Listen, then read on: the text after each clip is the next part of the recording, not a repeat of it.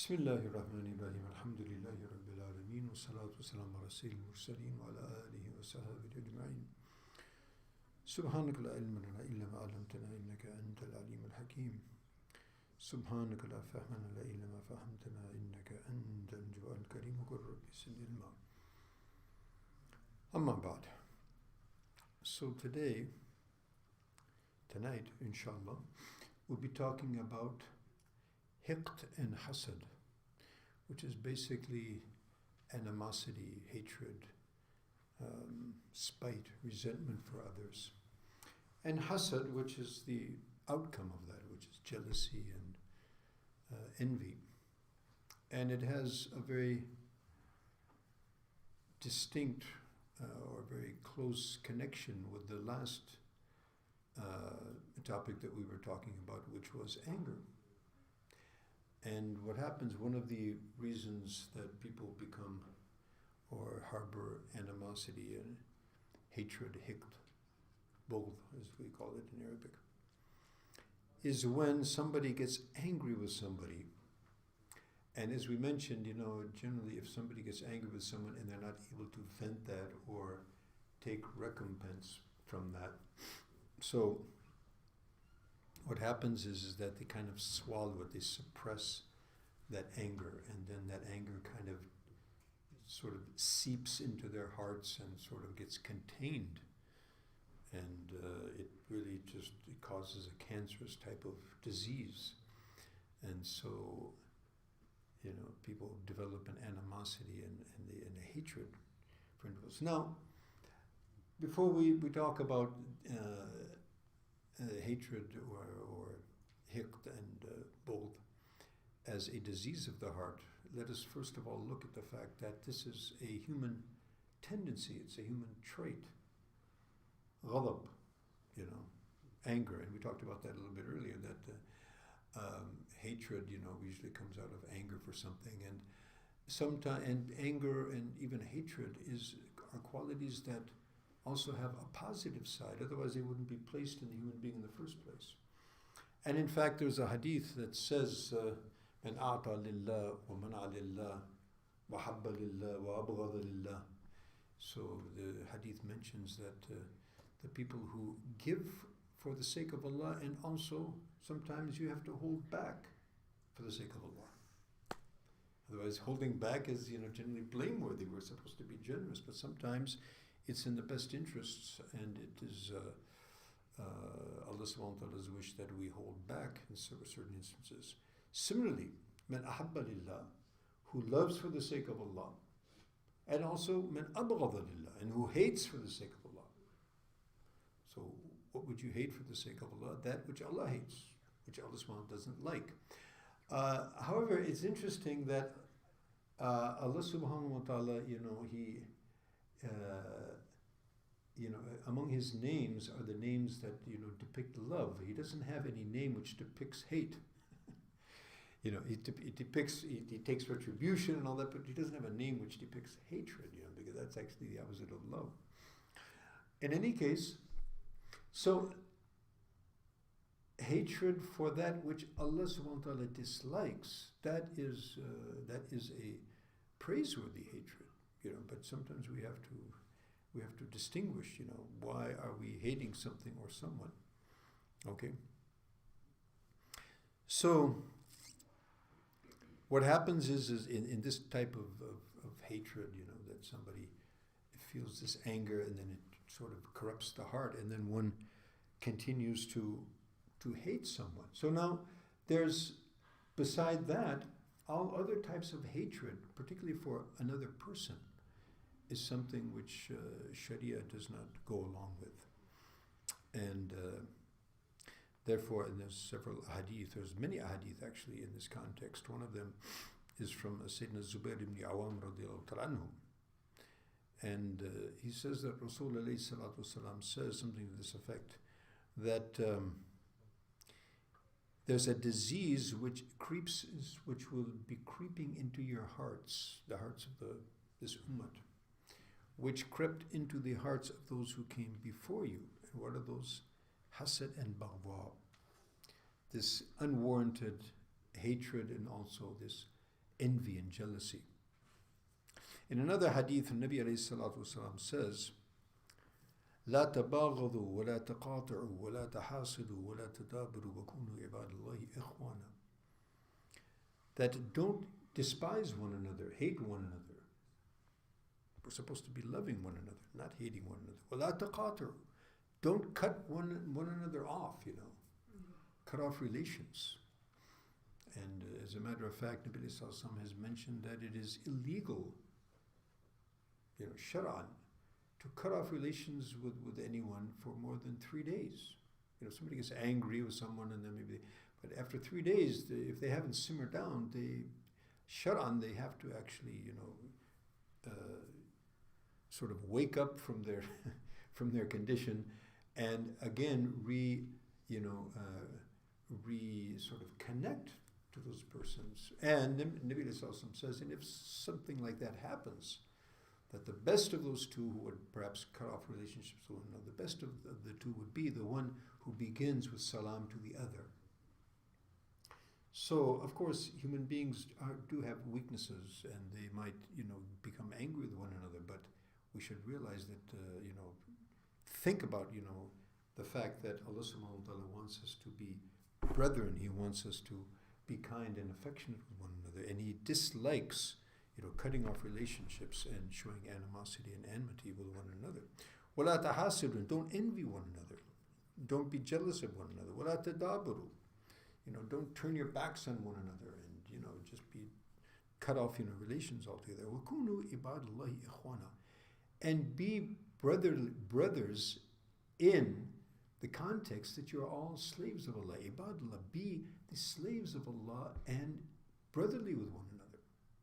We're all, brothers in our servitude and slavery towards Allah subhanahu wa ta'ala. There's a very interesting hadith that Nabi alayhi salatu wasalam said that there's a person coming, and this person is a person of Jannah. And so this person, came, who wasn't, one of the star performers, as it were, of the Sahaba. And so one of the Sahabis said, okay, I'm going to be this fellow's, companion and find out, what does this fellow do? So he made some excuse that he had to, he was a stranger and he needed a place. So anyways, so he invited him. And he remained with this fellow for 3 days, actually. He didn't see any special tahajjud or special ibadah or special, salient qualities. I mean, he was very, he did dhikr of Allah, maybe read the Quran like everybody else. Nothing special. So finally, after 3 days, he said, look, you know what? I've actually been staying with you all this time because the Prophet ﷺ said, you are a person of Jannah, now what do you do? The person was really sort of dumbfounded. What do? I don't do anything special. So then he thought for a while and he said, well, one thing, perhaps, he said that, I will not go to sleep at night until I have cleared my heart from rancor from everyone. In other words, I don't go to sleep with the rancor or the animosity for anyone. And Nabi sallallahu alaihi wasallam has also mentioned in other hadith, that if you can wake up in the day or, find yourself in the evening, find yourself in the day and not find any rancor for anyone in your heart, then do so. And so this is going to require some effort and mujahada, because the human nature is that he gets envious. Now, first we're going to look at hiqd, and then we'll look a little bit at al-hasad, the hatred. So as we mentioned, that Allah subhanahu wa ta'ala permits that type of hatred and is actually praiseworthy in its proper place. Other than that, it is not to be, contained and retained, and it should be extracted. And we'll talk about how we can perhaps do that extraction. Now, there are some signs and symptoms that we have this problem, that we have this sort of disease. So you feel in your heart that you really dislike somebody. So-and-so, I really dislike this fellow. So why? What is it that is there some legitimate Shari reason why you dislike him? Because he reviles Allah and he's disobedient to Allah and His Rasul or something like that.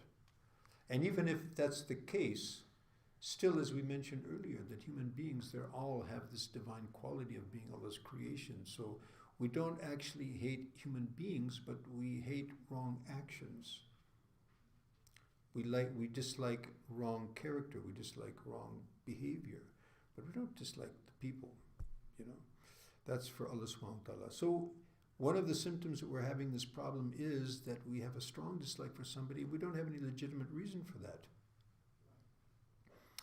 Another is that you feel anger and sort of kind of a rage for someone, and you can't seem to separate from it. Okay?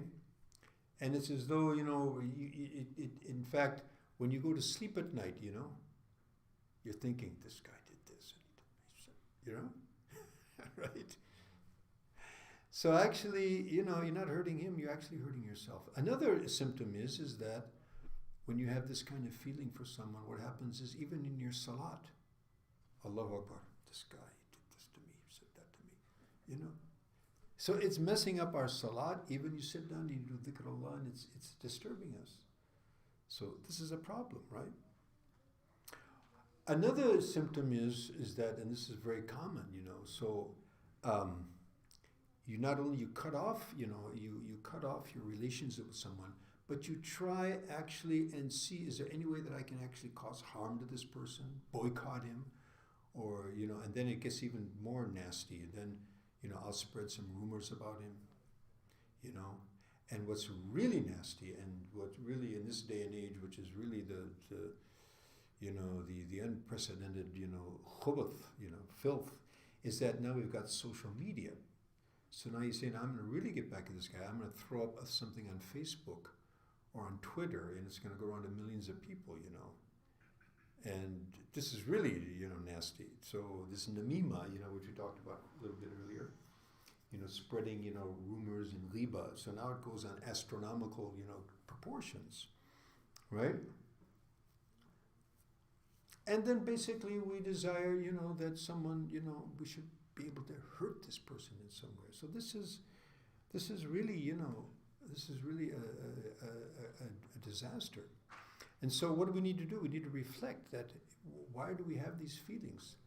So it's number one, okay, there is a feeling, you know, and as we mentioned, these ghara'is, as we call them in Arabic, these human traits or these human sort of emotions, they're there for a purpose, and so we contain them within their purpose. We won't let them get out of context. Otherwise, they will destroy us, right? And so again, as we talked about, like in ghadab, you know, that we realize that actually, if I let these feelings, you know, continue, it's going to destroy me, and it's going to cause more problem for me, and it's not going to hurt this individual. Moreover, we understand it's also an effort of shaitan to fan the flames of these kind of fires. إنما يريد الشيطان أن يوقع بينكم العداوة والبغضاء. Shaitan wants to, you know, imbibe within you and spread, you know, among your ranks this animosity and hatred and dislike. And among the tools that he uses is in the context, in this ayat, it mentions gambling and it mentions wine, but actually this is basically his objective. He has various tools in his trick box, and one of them is gambling, one of them is wine, and the other is to fan the fire of this animosity and hatred for one another. So we have to realize that this is something coming from shaitan, and he wants our destruction. So if we follow him in his machinations, we're going to end up along with him, you know. So we have to, you know, use our you know, our minds a bit and kind of analyze the situation and bring a control to the situation. And at the same time, realize that Allah subhanahu wa ta'ala loves us to love one another, and he dislikes that we dislike one another and that we cut off with one another and we hold animosity and we're jealous and envious of one another. So inshallah, may Allah subhanahu wa ta'ala give us all tawfiq to realize that these are serious diseases which need treatment, and inshallah in next session we'll talk a little bit more about how we can actually treat these diseases, maybe a little bit more in elucidation, and also in how to treat them. So stay tuned, inshallah, and we'll be looking into that bi-idhnillahi ta'ala. May Allah subhanahu wa ta'ala give us tawfiq and make us among those who understand and put into practice. Ameen thumma ameen wa akhir da'wana alhamdulillahi rabbil alamin. Assalamu alaikum wa rahmatullahi wa barakatuh.